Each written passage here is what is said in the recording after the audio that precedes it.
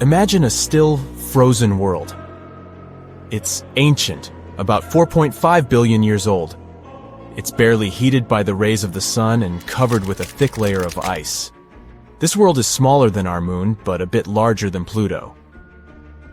Its name is Europa, the sixth satellite of Jupiter and one of the biggest moons in the solar system.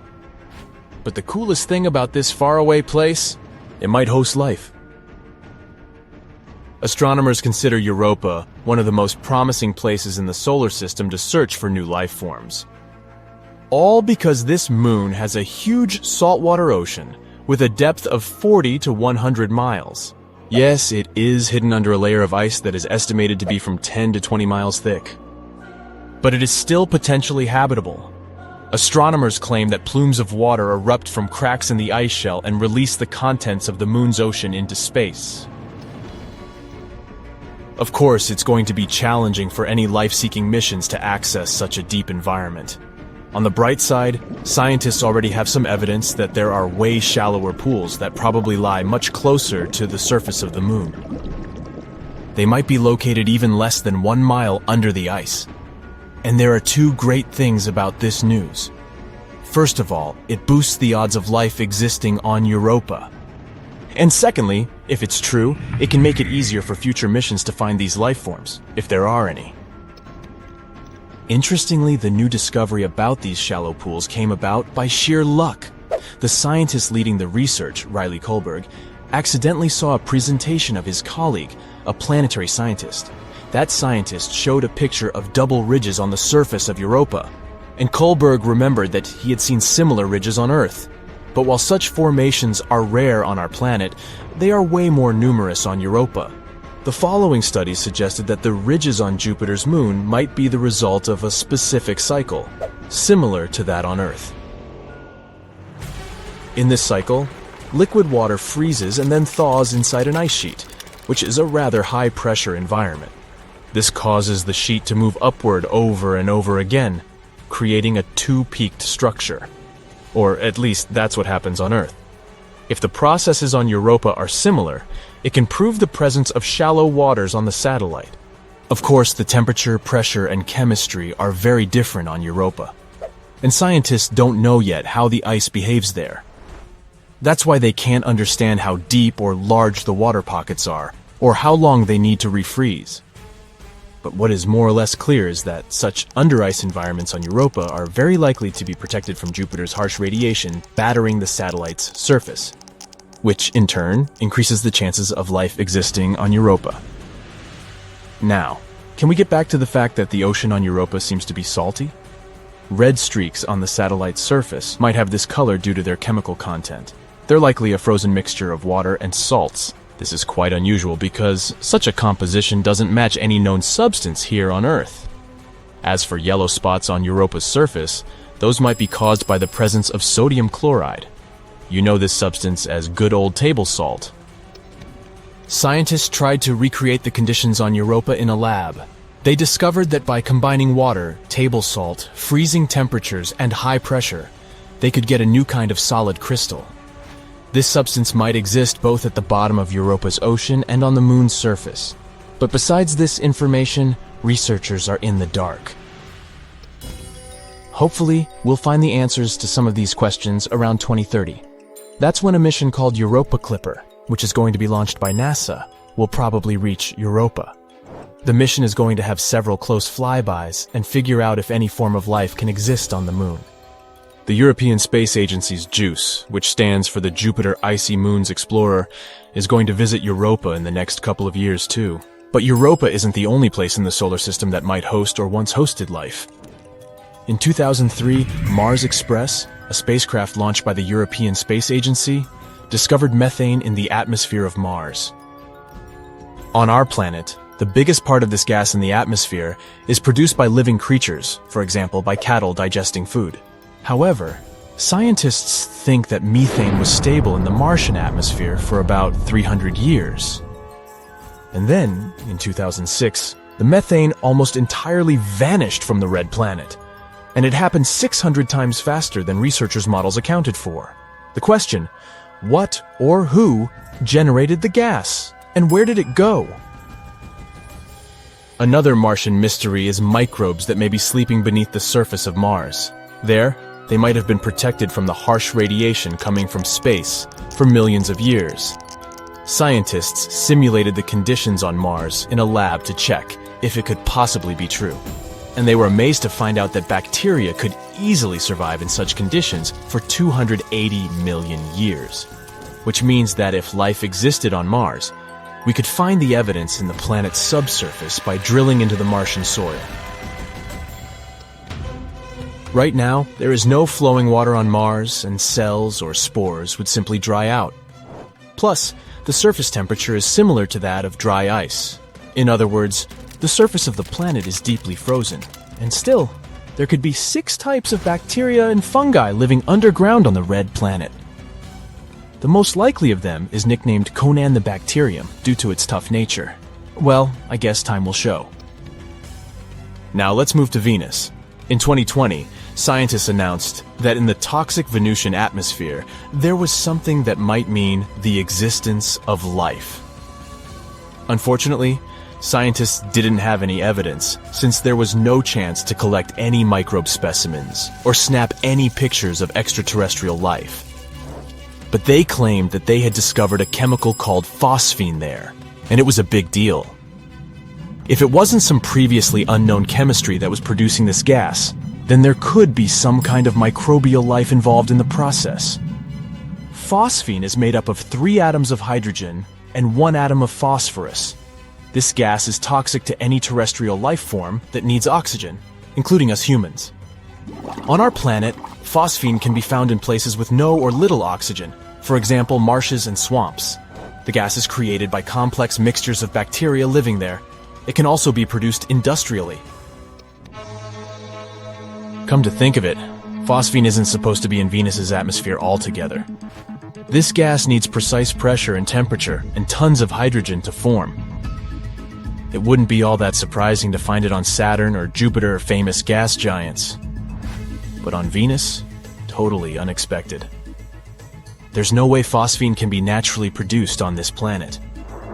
Tiny amounts of it can be created during volcanic eruptions, lightning storms, minerals blown up to the surface, or meteorites entering Venus's atmosphere, but not as much as astronomers thought they had observed. And it had to make scientists suspicious, but they were too happy about their discovery. They probably thought it meant there could be life on Venus. But even if this gas was created by some mysterious organisms, it would be a big question how they survived on Venus. On our planet, some microbes can thrive in environments with an acidity of 5%, but no more. On Venus, though, clouds are almost entirely made of acid, containing more than 90% of sulfuric acid. The Venusian atmosphere is also 50 times as dry as the driest place on our home planet.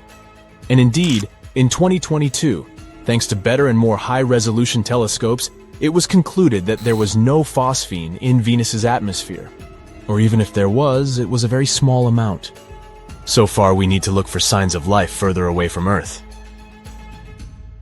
Consider now Enceladus, Saturn's icy moon, one of the most promising places to look for life outside Earth. Scientists have just detected the last one of the 6 necessary ingredients for its formation, phosphorus. This rarest element has been discovered in an ocean on Enceladus. This rare element helps make the soil fertile on Earth. But the concentration of this mineral in the hidden seas on the distant moon might be from 100 to 1,000 times greater than in the oceans of our home planet.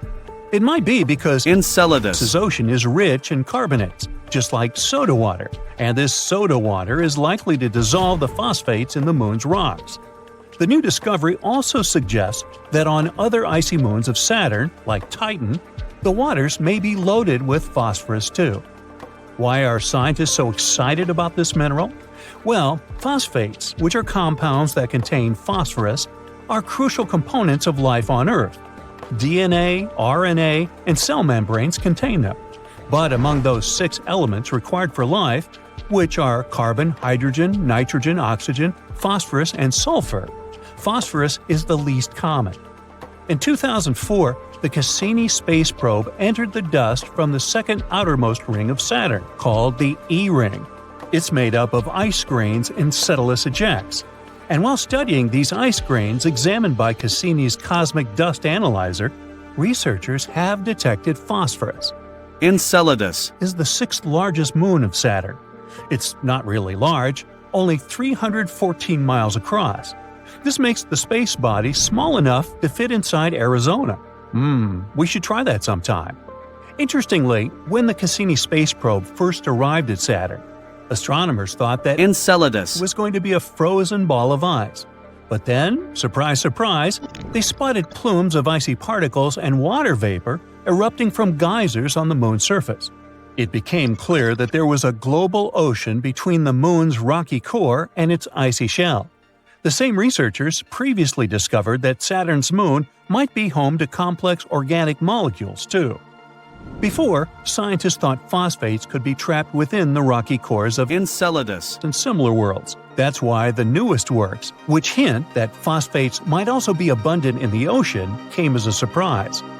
Researchers examined 305 ice grains from Saturn's E-ring and found out that 9 of them contained phosphates. And these results were clear and unmistakable.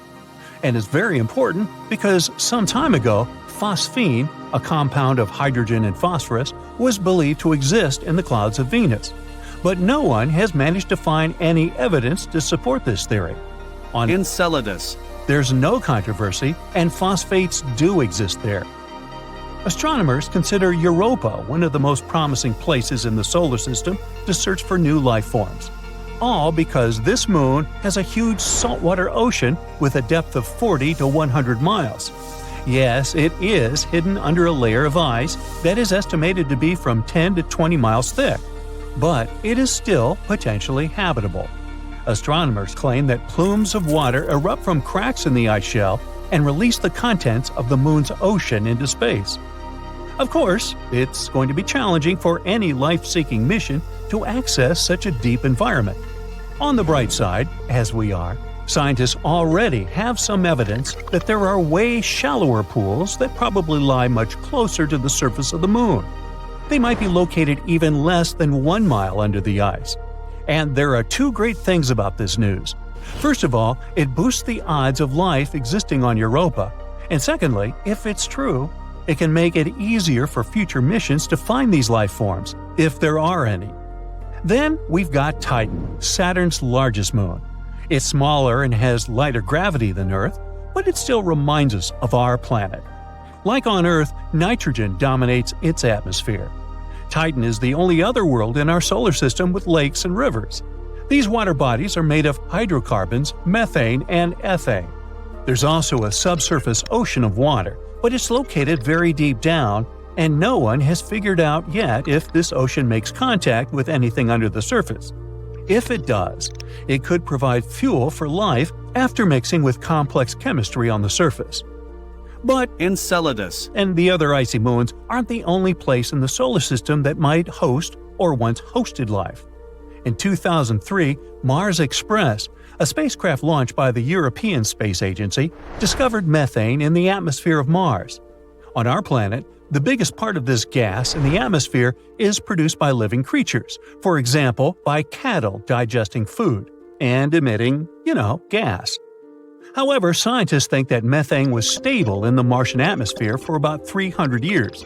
And then, in 2006, the methane almost entirely vanished from the red planet. And it happened 600 times faster than the researchers' model accounted for. The question?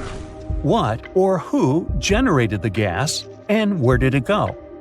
Another Martian mystery is microbes that might be sleeping beneath the surface of Mars. There, they might have been protected from the harsh radiation coming from space for millions of years. Scientists simulated the conditions on Mars in a lab to check if it could possibly be true. And they were amazed to find out that bacteria could easily survive in such conditions for 280 million years. Ooh, that's a long shelf life. This means that if life existed on Mars, we could find the evidence in the planet's subsurface by drilling into the Martian soil. Right now, there is no flowing water on Mars, and cells or spores would simply dry out. Plus, the frozen temperature is similar to that of dry ice. In other words, it's deeply frozen. let it go. And still, there could be 6 types of bacteria and fungi living underground on the red planet. The most likely of them is nicknamed Conan the Bacterium due to its tough nature. Well, I guess time will show. Anyway, if we don't find life outside Earth in our solar system, we could probably look for it on exoplanets, which is what planets outside our star system are called. Some of them look very promising. The closest to Earth exoplanet is Proxima Centauri b. It's a mere 4.2 light-years away from Earth. Recently, astronomers have found out that this world might resemble Earth even more than they previously thought. It's just 17% more massive than our home planet. It orbits a star that is dimmer and less massive than the Sun. Proxima Centauri b is in the middle of the star's habitable zone. This means that the chances of liquid water and life might exist on the planet. It looks like the exoplanet is tidally locked with its parent star. One of its sides faces the star at all times, and the other is always in the darkness. Scientists haven't figured out yet whether the planet has an atmosphere, is traveling too close to its star, and completes one orbit within 11 Earth days. The radiation from the star might be pulling the planet's air away. If this is the case, Proxima Centauri b isn't likely to have liquid water on its surface. Gliese 832c is 16.2 light-years away from Earth. In the cosmic scheme of things, it's a stone's throw away. This exoplanet is 5 times as massive as Earth and travels much closer to its parent star. That's why a year on this planet lasts a mere 36 days. But since this star is a red dwarf, much cooler and dimmer than the Sun, Gliese 832c gets as much light and heat as our planet. At the same time, it's still unclear if it's similar to Earth. The planet probably has a much thicker atmosphere that creates a runaway greenhouse effect. This phenomenon occurs when a planet absorbs more heat from its host star than it can release back into space. This means that Gliese 832c is more likely to resemble scorching hot Venus rather than the relatively cool Earth. Hey, I'm cool with that. Soon we might start constructing loads of stuff on the moon. All because India's moon mission has recently detected sulfur near the moon's south pole. This chemical element can come in extremely handy for creating infrastructure on our satellite. It's the first time this chemical element has been discovered on Earth's natural satellite. This sought-after element is mostly found near Earth's volcanoes. Its appearance on the moon speaks volumes about the satellite's volcanic history and its past atmospheric conditions. The mission's rover detected this chemical element less than a week after touching down around 70 degrees from the moon's south pole on the 23rd of August, 2023. This historic landing on the lunar surface made India the 4th country to safely land a mission on the moon. It's also the first spacecraft to touch down so close to the south pole of our satellite. It's an area of strategic importance because it's believed to be home to deposits of water ice. If it turns out to be true, future missions might be able to harvest it and turn this water ice into drinking water or even rocket fuel. For 2 weeks, the lander carried out the data collection, mainly focused on the analysis of the moon's soil and its extremely thin atmosphere. Meanwhile, the solar-powered Pragyan rover started its quest to find frozen water on the moon. As for the lander, it demonstrated another amazing feat on the 3rd of September.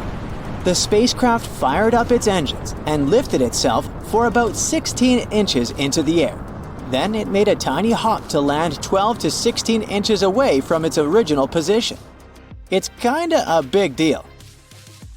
Being able to get a lander back off the surface of the moon is essentially for future missions, showing that they can safely return soil samples or even astronauts back home after a lunar mission.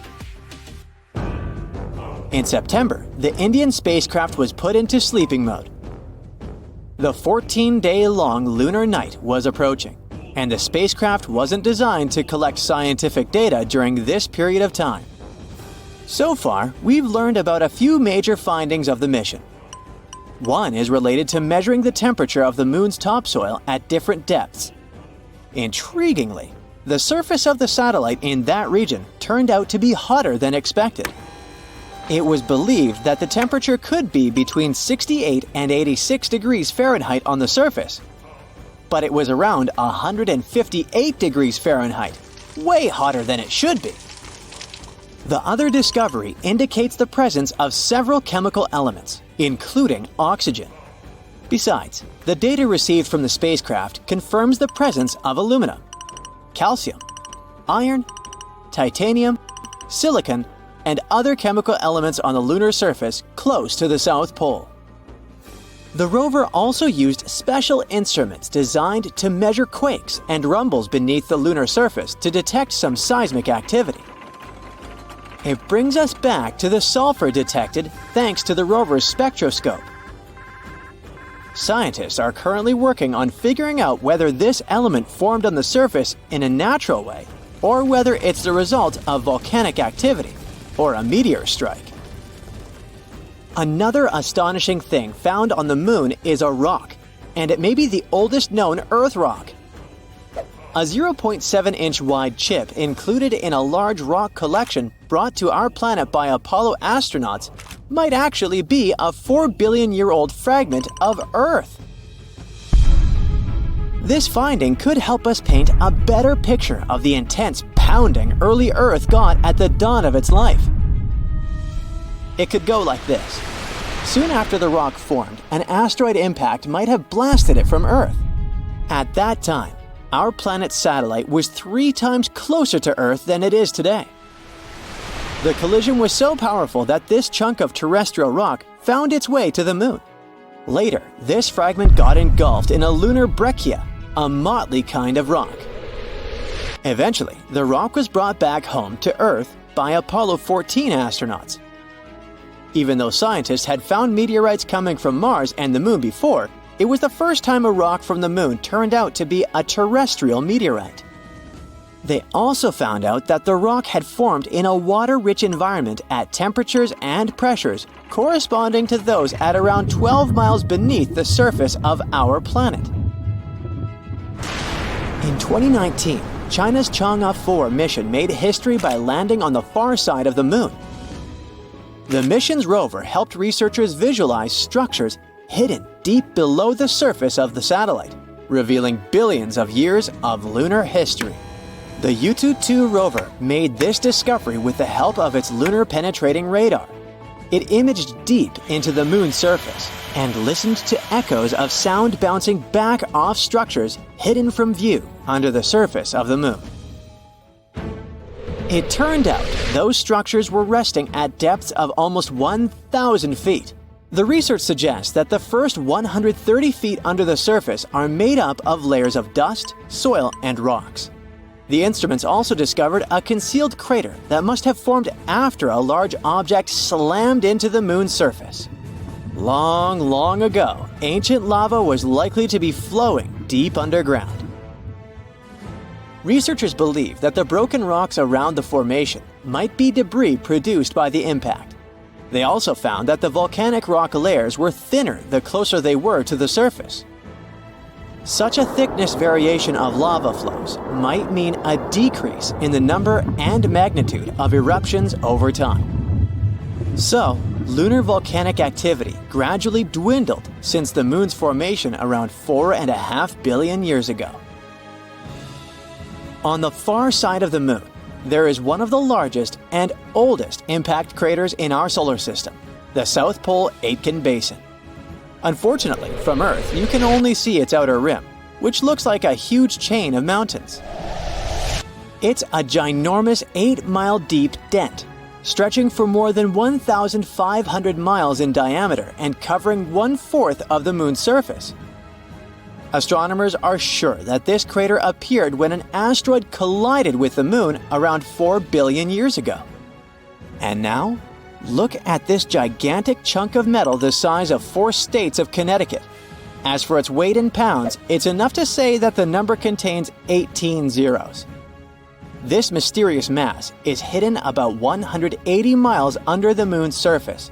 somewhere in the middle of the South Pole Aitken Basin.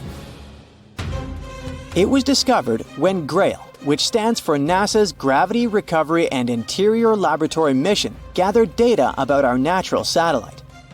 When examining this information, scientists noticed that in one place on the Moon's surface, there was a weird change in gravity.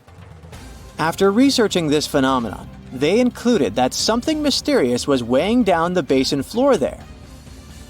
So far, researchers haven't figured out the origin of the bizarre lump, but there are several theories. One of them claims that the finding is a chunk of dense oxide, which appeared when the Moon was just taking its shape.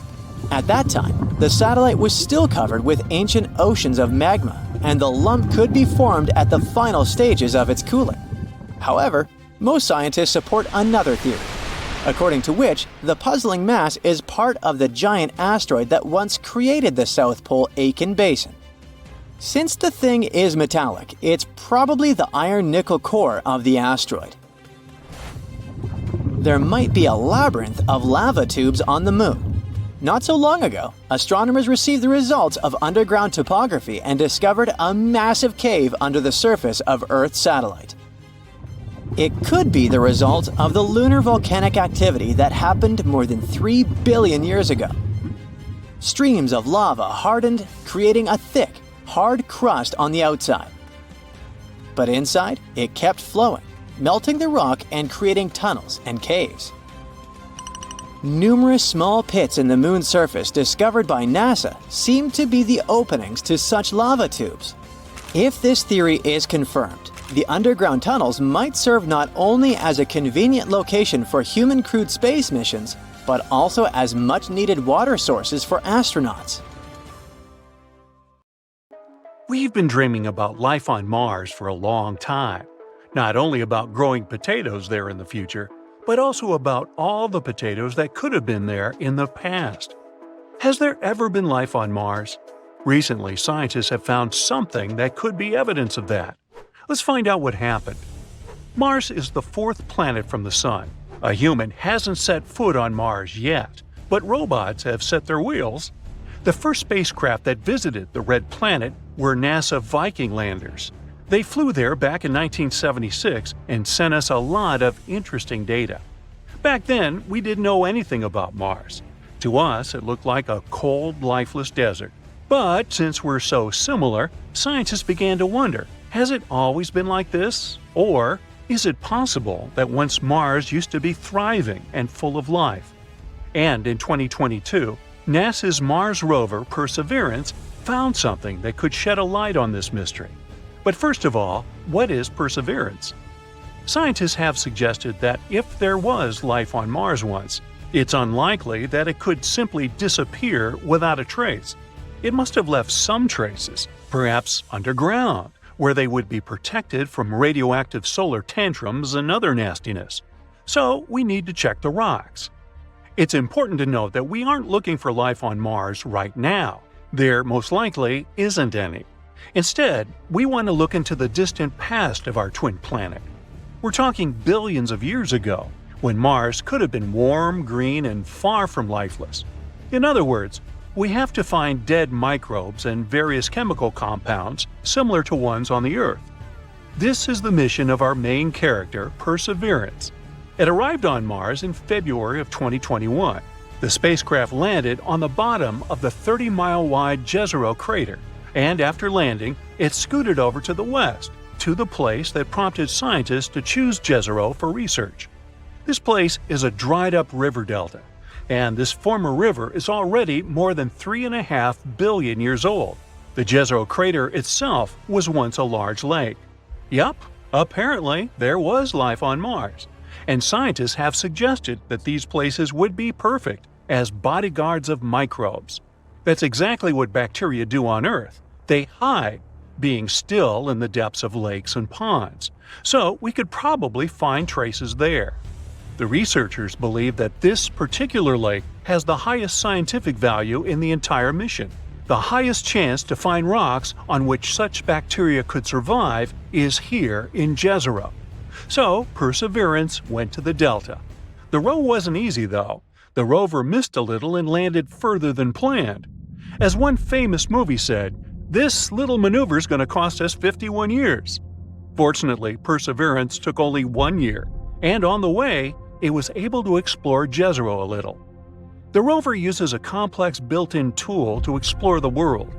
The tool is called Scanning Habitable Environments with Raman and Luminescence for Organics and Chemicals, or just SHERLOC.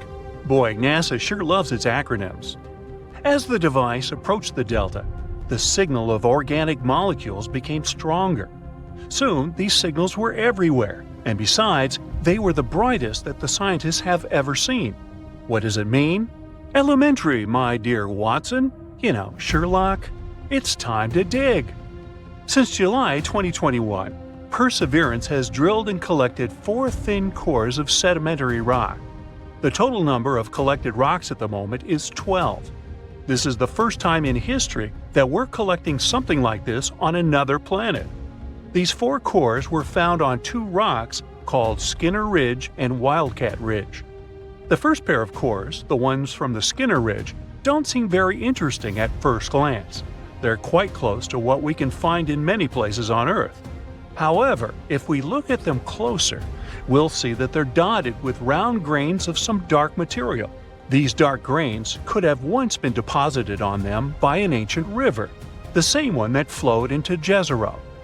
It's possible that the river brought them from places hundreds of miles away from Jezero, and that's pretty cool. If we study these cores, we'll be able to learn even more about the far corners of Mars. Well, there are no corners on it, but you get the idea. Then, in April 2022, Perseverance did arrive at the delta, and then scientists finally found what they were looking for. The discovery, to put it mildly, excited them. They found 2 more cores, which held organic substances. This pair was taken from the Wildcat Ridge. It's found very close to the Skinner Ridge, but the 2 rocks are quite different from each other. These samples are lighter in color and more uniform. Most likely, they're mudstone, an unusual rock similar to clay, but harder and unable to absorb water. They're also finer grained than the cores of the Skinner Ridge. Why does it matter? Because the finer the grains in the stone, the more likely it is that there may be some traces of a past life in it. On Earth, fine-grained stones most often lie on the bottoms of ponds and in similar places. There, they can preserve the remains of dead organisms and similar stuff for years. And this is exactly what we found on them. Additionally, according to scientists, there was more organic matter in these 2 cores than in any other place studied by Perseverance so far. It probably accumulated there while the lake was gradually evaporating billions of years ago. So, there really was life on Mars? Well, let's slow down a little. Organic substances are molecules holding carbon. And yes, on Earth, they're most often associated with life, but not always. Sometimes they can form as a result of other things. Therefore, we cannot say for sure whether there was life on Mars. We don't know if these molecules really remain from some Martian microbes, or if they're the result of some other things. But the discovery is still very significant. We have to literally keep digging this way. To learn more about this organic matter, scientists need to collect a couple more samples of fine-grained rock. It would also be great to study the material lying around these former reservoirs. Perseverance has already moved to another area, to a place with a beautiful name, Enchanted Lake. Now it needs to look for similar things there. It will also continue to study Lake Jezero. Eventually, Perseverance will climb to the top of the delta and then continue exploring ancient sites outside the crater. Sometime before the end of 2022, Perseverance will probably have 6 or more samples of the Martian cores. Unfortunately, its tools, though complex, are quite limited. This data alone won't be enough for us to get a complete picture. Therefore, NASA plans to send other spacecraft to Jezero in the coming years. Together with the European Space Agency, they're working on the next robotic mission, known as the Mars Sample Return. The name speaks for itself. These devices will arrive and take away all the test tubes from the old Prospector Perseverance. After that, these samples will be delivered to Earth, though not by Amazon Prime, and then scientists will be able to analyze them in advanced laboratories. However, all this will take a really long time. The launch of this mission is scheduled for 2027-2028, and the spacecrafts won't be able to return until 2033. But if everything goes well, it will be the first samples in history delivered to Earth from Mars. In other words, there's still enough space for research, literally. And yes, we don't yet know the true meaning of these finds.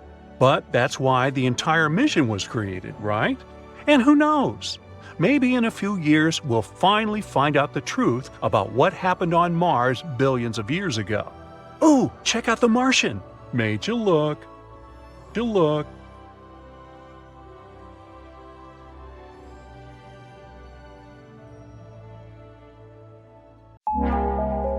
You're gazing up at the night sky. Wow! For much of our history, we've been looking for life among these stars and the planets near them. But space has eyes too, and there's someone out there looking at us, maybe. Scientists claim that at least 29 distant planets may be watching us right now. So comb your hair and smile. We've so far identified at least 1,715 neighboring star systems in the Milky Way that can detect our planet with conventional telescopes. These stars are located in our galaxy. So if they were to point their telescopes at our Sun, sooner or later they would see a small dot that passes between our home star and the observer. This is called a transit. It's a method of detecting planets in astronomy. For example, you can observe transit phenomenon right at home with a telescope. You have to point it at the Sun and wait.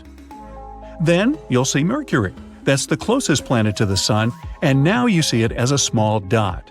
Mercury transit process can last about 5 hours, and this phenomenon happens about 14 times in a century.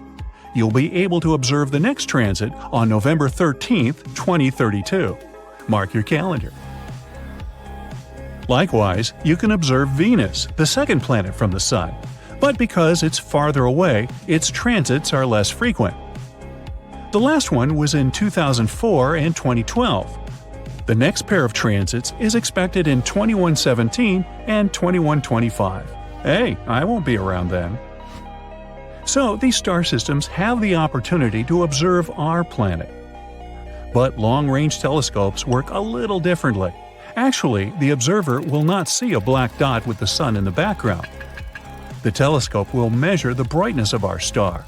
When Earth begins its transit between the Sun and the observer, the telescope will record a slight drop in the brightness of the star because our planet is blocking the path of the Sun's rays. Those faraway scientists of extraterrestrial civilizations will be able to calculate this drop in brightness and determine the size of our planet. But not all 1,700-plus star systems may have extraterrestrial life. Scientists have narrowed it down to 29 planets near some of these stars. They're potentially habitable.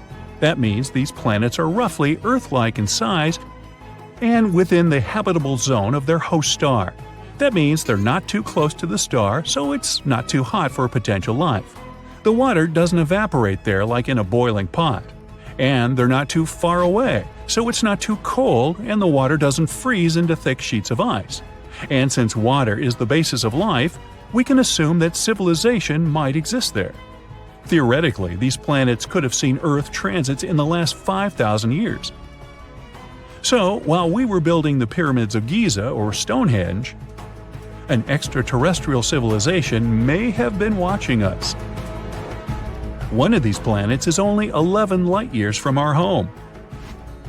Near the Ross 128 star, a red dwarf in the constellation Virgo, there's an exoplanet about twice the size of Earth and right in the habitable zone of its host star. Theoretically, the inhabitants of this planet could see Earth transit the Sun on a regular basis for 2,000 years. But about 900 years ago, the planet lost its position and can no longer continue observation. The other planet where Earth can be seen transiting is 12.5 light-years away, near the star called Teegarden. The window for observing our planet will open there in about 29 years. We're betting heavily on the TRAPPIST-1 star system. It hosts at least 7 exoplanets, almost like our solar system. And 4 of them are in the habitable zone of the star. But they won't be able to start observing Earth until 16 centuries from now. But we can try to make contact with these planets right now. They're all close enough to us to pick up our radio signals. Radio waves can travel through space at the speed of light, and our planet has been emitting radio signals continuously since 1895. So we're like noisy neighbors in the radio spectrum. If there's a planet somewhere with an intelligent civilization within 125 light-years of us, our radio noise would have already reached them. The only problem is, it would take about the same time to get a response from that civilization. The other problem with radio is that any civilization uses it for a relatively short period. Even now on Earth, we use Bluetooth and fiber optics more than radio, except for maybe traffic reports. And over time, all the radio noise we create will simply disappear. Also, radio communication assumes that an extraterrestrial civilization is advanced enough to use this technology. But who knows? Maybe there are life forms in space that are really different from ours. Our radio signals already could have reached that planet, but its inhabitants simply aren't capable of receiving them. And the moment these life forms build antennas to receive the signal, we'll no longer emit them. But we don't lose hope, and we even send encrypted radio signals into space to communicate with extraterrestrial civilizations. In 1974, we sent the Arecibo message into interstellar space. If some civilization can decipher it, they'll get a rectangle like this. It has all the information about humanity. At the top is our number system, then the atomic numbers, and then our DNA, which is pictured below. Then a human being itself, of course. Below is a diagram of our solar system. Earth, the third planet from the Sun, is slightly elevated. This is how the extraterrestrial civilization will understand which planet this message came from. Below is a diagram of the Arecibo radio telescope itself. Another option how to deliver a message to a distant planet is to literally send a mail delivery there. It could be a space probe. And we've already done that. These are Voyagers 1 and 2. They were launched in 1977 and are still operational. In 2012, Voyager 1 became the first ever human-made object in interstellar space. It travels to distant stars and carries a message written on a golden record. The disk contains greetings in 55 Earth languages, a lot of music from different parts of our planet. Different sounds like ocean noise, human voices, and animal sounds. In addition, there are 116 images on the record. These are pictures of people and earthly landscapes. In these pictures, there's information about the Sun and our DNA. The record case contains instructions and a needle to play the record. There's also a map of our galaxy's pulsars so that astronomers from an extraterrestrial civilization can find our solar system. The main disadvantage of sending a message this way is time. Voyager 1 will reach its first stop, the Gliese 445 star, in 40,000 years. Voyager 2 will reach the Ross 248 star in 42,000 years.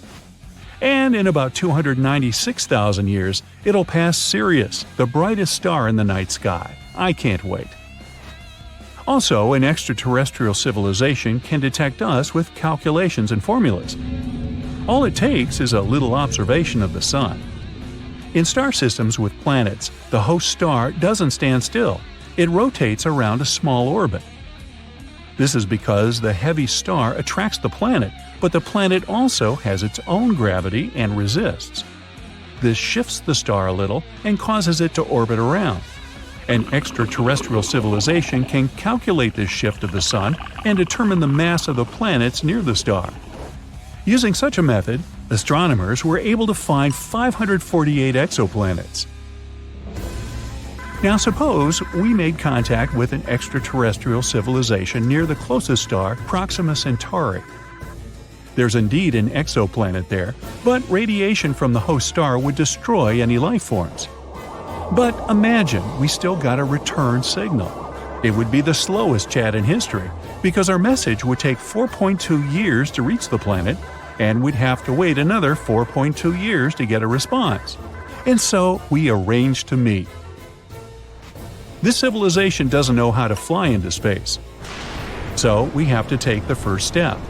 Although Proxima Centauri is the closest star to our solar system, it takes about 73,000 years to travel there by conventional rocket. So we have to learn to travel at the speed of light. But even then, it would take 4.2 years to travel there. Imagine if we found extraterrestrial life on the other side of the Milky Way. Our galaxy is 100,000 light-years wide. So the journey from edge to edge would take 100 millennia. So, we either have to cheat the laws of physics or transfer all of human civilization to a giant spaceship that will travel from star to star for thousands of years. And when it launches from Earth, only the great and many more greats of the first crew will be able to see another star system from the spaceship portal. Hey, can you move your head? I'm trying to see out the window. We fly away from Earth to look at it from a distance. It glows like a holiday tree. Big cities look like yellow spots at night, and during the day, we see strange structures, like a palm tree-shaped island in the UAE, or a dark band that runs all the way through China, the Great Wall. These are traces of human existence. Now let's point our telescope at other planets. Mars? It's just an empty, endless desert. Venus? Only rocks and volcanoes. Even if we look into distant space, all the planets out there are deserted and lifeless. Not a single trace of an extraterrestrial civilization. Many people are convinced that life on Earth isn't unique at all. Here's our galaxy. There are billions of sun-like stars. And here is the entire observable universe with billions of such galaxies. There's an almost infinite number of stars, and near each of them, there may be habitable worlds. But we may not have found life on other planets because it hides from us under the surface. For example, there's Europa, a satellite of Jupiter, slightly smaller than our moon. Its structure resembles a soft-boiled egg. Its surface is a hard crust of ice, but if you take a big enough drill, you can get to the liquid yolk, an ocean of water. Jupiter and its satellites are very far from the Sun, so it's quite cold there, about 270 degrees below zero. So liquid water instantly turns to ice. But Jupiter has a strong gravitational force that causes a lot of friction inside Europa, and its core heats up. The heat melts the ice, and we have a watery ocean under the surface. Water is the foundation of all life, so there could be simple bacteria in that ocean. And who knows, maybe there are other life forms out there. For example, weirdly shaped fish. Because of the weak gravity, their bodies are built differently. Or something like whales feeding on plankton. In 2009, scientists found a planet that is completely covered by an ocean, GJ 1214. It's about 40 light-years from Earth, and about 75% of its mass is water. Still, the temperatures on this planet are so high that water evaporates and takes the form of superliquid water. There's so much steam that it feels as thick as water itself. No life could exist in such conditions. But scientists have recently found at least 24 planets better than Earth and called them superhabitable. These planets orbit distant stars in their habitable zone. It's the sweet spot at a perfect distance from the star. In our solar system, Venus, Earth, and Mars are in this zone. A superhabitable planet must be 10% larger than Earth and have stronger gravity. That way, it can have a denser atmosphere. A temperature 8 degrees higher than on Earth would make the planet more humid. This would encourage a variety of living organisms there. These planets may be great for life, but it's hard to tell if there is life there already. The main marker that would confirm the existence of an advanced civilization there might be radio waves. Imagine a habitable planet similar to Earth. In the process of evolution, intelligent beings appeared there, like humans. They're much taller because of low gravity, and their eyes are adapted to the light from another star, much brighter than the sun. Sooner or later, this civilization will have to use radio waves to communicate with each other. We can think of these waves as loud sound from speakers. Here's Earth. We're now actively using radio waves, and the noise coming from our planet is pretty serious. If a neighboring planet had radio telescopes, big dishes that catch these waves, they would realize that life is blooming here. There are many radio telescopes on Earth that are pointed into distant space, waiting for a signal from aliens. But we haven't received anything yet. Still, that doesn't mean there isn't a planet somewhere in the universe that emits radio waves. It's all about distance. We're jumping 200 light years to another star. Suppose there's a planet X where life exists. The civilization here is advanced enough to use radio waves, so they release the first wave into space. Our radio telescopes won't be able to pick it up until 200 years later. This also works the other way around. Radio communication on Earth has only existed since 1895. Our radio signal won't reach Planet X until 2095, and only then the aliens will hear our voice. But this radio noise doesn't stay for long.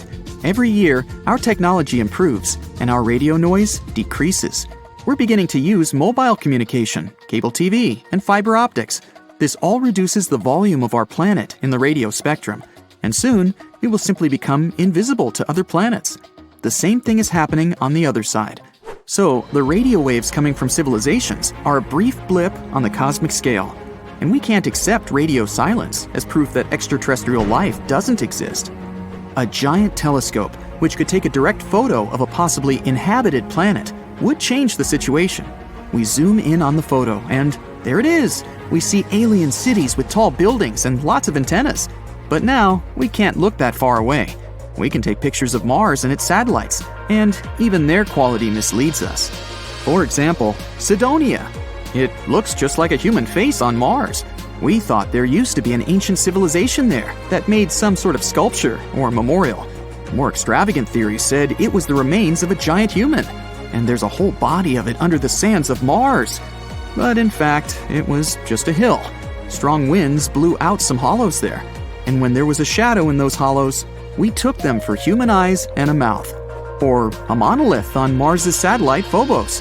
We found a smooth rock there that was almost as tall as the pyramid of Cheops. The news has spawned many theories about the civilization that built it, but it turned out to be no more than a rock. The infinite number of stars and worlds around them almost guarantees the existence of other civilizations, so why wouldn't they come to Earth, right? We think that life throughout the universe develops in similar scenarios. The emergence of simple life forms, followed by evolution, and growth of a technologically advanced civilization. But, just like on Earth, cataclysms happen there too, causing mass extinctions. Meteorites, for example. Perhaps there was a civilization out there ready to go into outer space, but a huge meteorite, like the one that wiped the dinosaurs off the Earth's surface, made that civilization disappear, and life on that planet began a new cycle from scratch. In addition, the more advanced the civilization, the greater the risk of its self-destruction. Scientists might conduct experiments in machines like the Large Hadron Collider and accidentally create a black hole there. It would begin to swallow everything around it and grow in size. Soon, all the super-developed cities of this civilization and the entire planet would simply disappear. Another possibility for super-advanced civilizations is to travel through wormholes. Those are tunnels in space-time between universes. Aliens might travel through them and lose interest in going back. But it's also possible that life on Earth is unique. That's because our planet was formed thanks to a number of incredible coincidences. The first is the location of our solar system in the galaxy. In the Milky Way, there are constant fireworks of exploding supernovae. The radiation from these explosions destroys everything around it at great distances. Our solar system is right in the sweet spot of the galactic orbit where we're safe from such explosions. Another factor is the moon. One theory of the formation of the moon says that about 4.5 billion years ago, a meteorite the size of Mars crashed into us. If the impact had been straight, the Earth would have just broken apart. And if that meteorite had only scratched the Earth, the pieces would have just flown away. But the collision occurred precisely so that part of the meteorite remained in Earth's orbit and formed the moon. Then, the moon stabilized the Earth's rotation and heated our core with gravity. Only then, our planet developed a magnetic field, which protects us from the solar wind. Other scientists believe that life outside Earth may be biochemically different. Carbon and water are the basis of our bodies, but carbon could be replaced with silicon or phosphorus, and water could be replaced with ammonia or methane. These atoms could form molecules of different shapes and perhaps assemble into a living organism. Life based on such elements would be unlike anything seen on Earth. Jupiter's gravity shattered a huge comet. It wasn't enough for the space monster. A real catastrophe happened. The shards didn't fly in different directions. They lined up and rushed towards Jupiter like the rail cars of a train. 21 fragments up to 1 mile in diameter burst through Jupiter's atmosphere. Fireballs at the speed of 37 miles per second bombarded the planet's shell. They heated the space around them to 50,000 degrees Fahrenheit. That's higher than the temperature in the Sun's upper atmosphere and 312 times hotter than you need to boil an egg. Well, I'm not hungry anymore. The impact was like from a rock falling into a pond. The meteorite fragments formed giant plumes on the surface of Jupiter. Substances from its lower atmosphere rushed upwards. The process generated a tremendous amount of energy. Overheated streams of fire shot into the stratosphere. The monsters left behind them glowing plumes 1,900 miles long. That's greater than the distance between New York and Texas. Dark bruises appeared at the side of the blows. They were about the size of the Earth. Comet Shoemaker-Levy 9 was the name of the violator of Jupiter's boundaries. The collision of celestial bodies happened in July 1994. It was a scientific sensation. For the first time in human history, a catastrophe of this magnitude was observed. The attack raised an important question for astronomers. Why is Jupiter unlucky? Space monsters attack it thousands of times more often than the Earth or any other planet in the solar system. All right, let's see. You decide to board a starship and travel to the mysterious Jupiter. A space probe would need 2 years to get there, but your starship is faster. You'll be there in... Great, the journey only took a second. Jupiter is actually big. It could fit 1,300 Earth-sized planets in it. It looks beautiful thanks to gas clouds. This planet has no solid surface, but there's a strange stain on its surface. It looks like a huge eye that can fit 3.5 Earths. This storm will scare anyone. It's 10 times higher than Everest, and the wind rushes at a speed of 300 miles per hour. It's been going on for 350 years. You wouldn't hide from such a storm in a car, so it's good you're in a starship. If all the planets of the solar system merged into one superplanet, the new object would still be 2.5 times smaller than Jupiter. Large size also affects gravity. Spacecraft use Jupiter as a springboard to jump. The giant's gravity increases their flight speed and helps them reach their target faster. Gravity has turned the planet into a magnet for comets, asteroids, and dangerous space debris. Jupiter is a true space superhero. Its gravity shield takes a hit and deflects space monsters that fly into the inner solar system. The dinosaurs don't agree, but more on that a little bit later. What if Jupiter was swallowed up by a giant vacuum cleaner tomorrow? I can only say one thing: we'd have huge problems. Without a giant shield, thousands of comets and asteroids are attacking the planet much more often. Most of them burn up in the atmosphere or aren't large enough to affect us. But there are also larger comets and asteroids. After their collision with the Earth, you can say goodbye to all life on the planet. For example, in 2009, a celestial body crashed into Jupiter. It left a bruise the size of the Pacific Ocean. It's scary to think what traces it would leave on our planet. Most likely, the Earth would turn into a fireball. But recent research from astronomers suggests that Jupiter isn't such a nice guy. On the contrary, it's a bad guy with a slingshot that shoots comets at the Earth. A physicist used computer simulations. He found that Jupiter is equally likely to deflect and send comets toward the Earth. The giant attracts potentially dangerous objects and only partially protects us.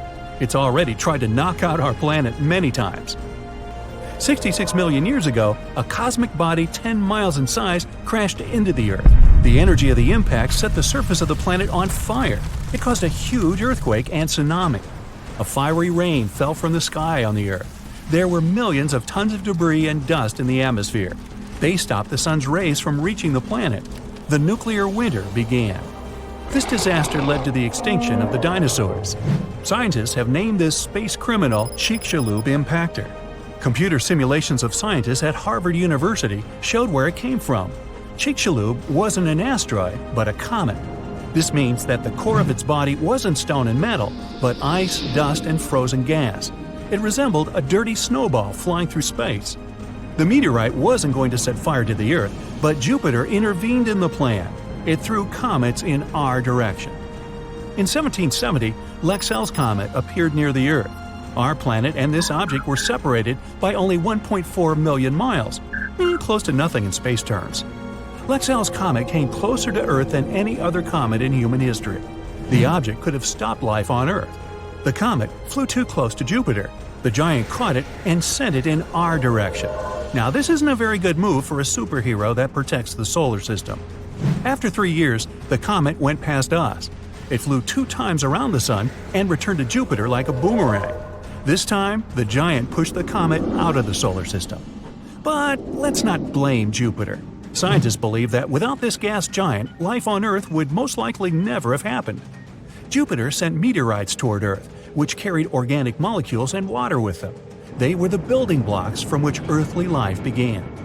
Nobody knows if comets would come with a valuable cargo without Jupiter and its dangerous gravity. If you fly away from Earth to the center of the solar system, you'll see the Sun. 8 planets are flying around this star.